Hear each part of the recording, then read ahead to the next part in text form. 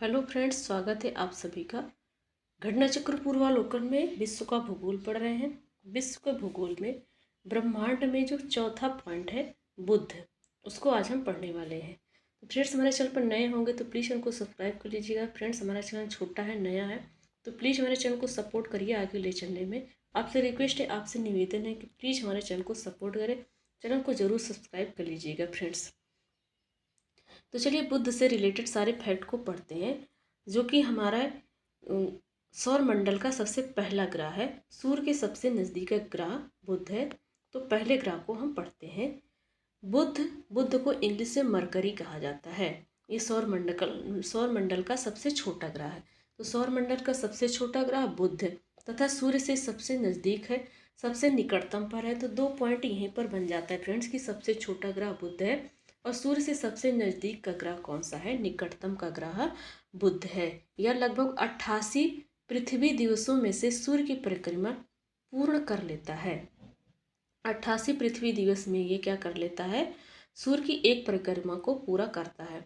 बुध एवं शुक्र ग्रह का कोई उपग्रह नहीं है। बुध और शुक्र ग्रह ऐसे हैं जिनके कोई भी उपग्रह नहीं है। ये मोस्ट इम्पॉर्टेंट है। वायुमंडल में अभाव के कारण बुध पर जीवन संभव नहीं है। तो जहाँ पर वायुमंडल नहीं है वहाँ जीवन संभव नहीं है। तो बुध पर वायुमंडल नहीं है, बुध पर जीवन संभव नहीं है। बुध ग्रह पर दैनिक तापांतर सबसे अधिक लगभग औसतन 610 डिग्री सेल्सियस रहता है। बुध ग्रह पर दैनिक तापांतर, दैनिक मतलब दिन का जो ताप होता है वो सबसे अधिक होता है।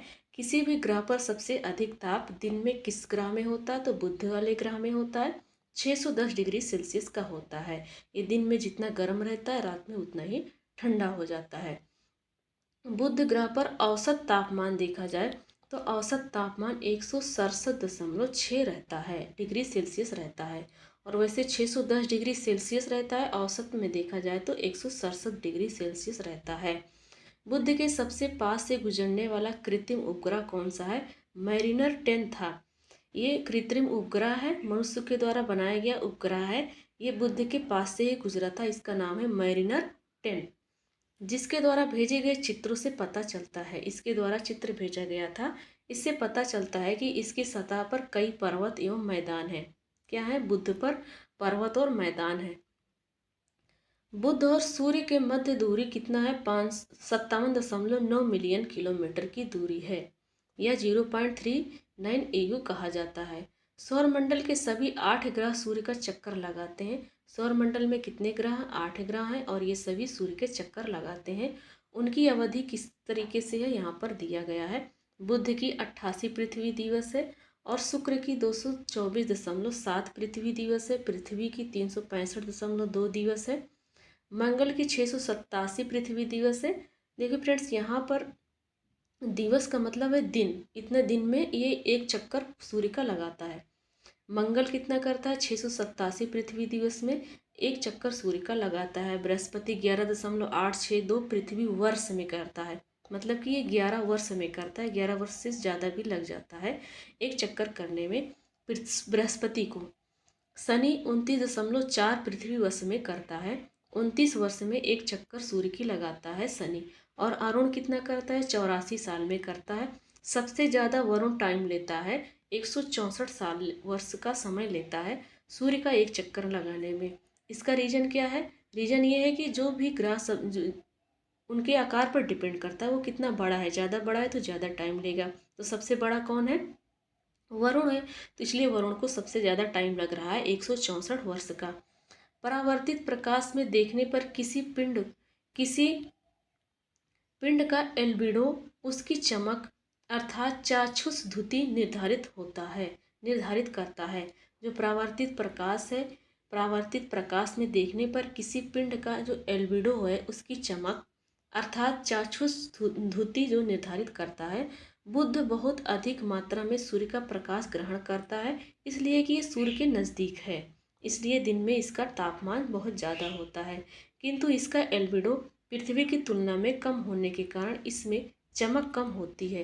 पृथ्वी की तुलना में एल्बिडो बुध में कम होता है, इसलिए इसके चमक कम होती है। पृथ्वी का एल्बिडो कितना है, 0.3 है।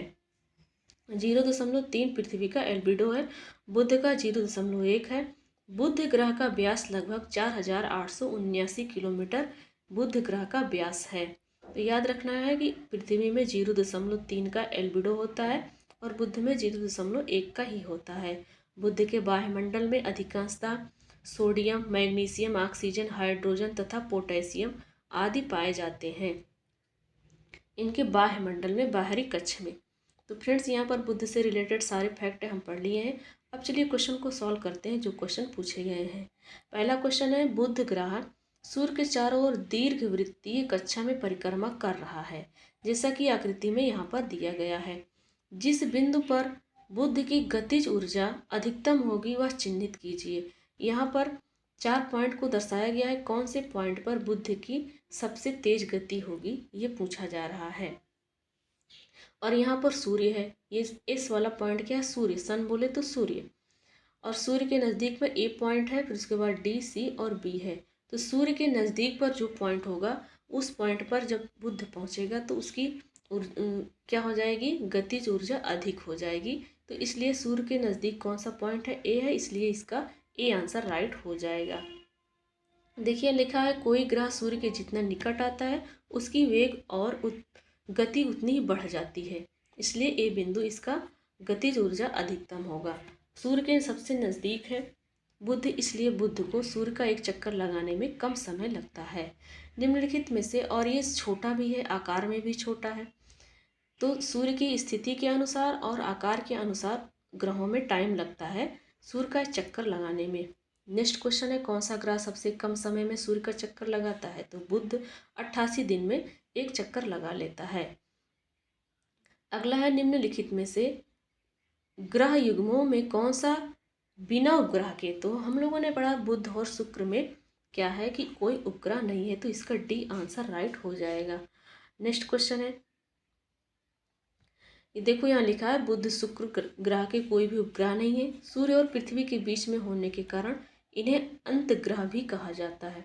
ये सूर्य और पृथ्वी के बीच में होते हैं बुध और शुक्र, इसलिए इनको अंतग्रह भी कहा जाता है, इंटीरियर प्लैनेट्स भी कहा जाता है। नेक्स्ट है, निम्नलिखित कथनों पर विचार कीजिए। चलिए विचार करते हैं क्या कहता है। इसमें से बताना है कि कौन सा सही है। किसी पिंड का एल्बिडो परावर्तित प्रकाश में देखने पर उसकी चाक्षुष धुति निर्धारित होती है क्या? हाँ, ये निर्धारित होती है कि ये चमकता है कि नहीं चमकता है।